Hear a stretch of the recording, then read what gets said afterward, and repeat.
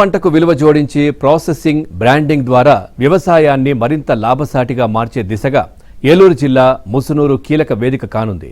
దేశంలోనే తొలి non GMO popcorn వెయింగ్స్ hybrid విత్తనాన్ని ఉపరాష్ట్రపతి సివి రాధాకృష్ణన్, ముఖ్యమంత్రి నారా చంద్రబాబు నాయుడు సంయుక్తంగా ఆవిష్కరించనున్నారు.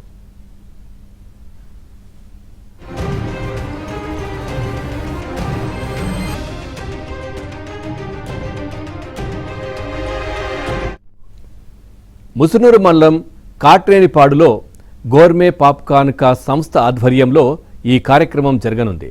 ఇక జన్యు మార్పులు చేయని మొక్కజొన్న హైబ్రిడ్ విత్తనాన్ని రైతులకు అందుబాటులోకి తీసుకురావడం ద్వారా విలువ ఆధారిత వ్యవసాయానికి కొత్త ఊతం లభిస్తుందని ప్రభుత్వం భావిస్తోంది. ఆసియాలోనే అతిపెద్ద ప్రాసెసింగ్ కేంద్రాల్లో ఒకటి గోర్మే పాప్కార్న్ కా సంస్థ ప్రస్తుతం దేశవ్యాప్తంగా 1000 ఎకరాల్లో పాప్కార్న్, మెయిజ్ సాగు నిర్వహిస్తూ వేలాది మంది రైతులతో భాగస్వామ్యాన్ని కొనసాగిస్తోంది.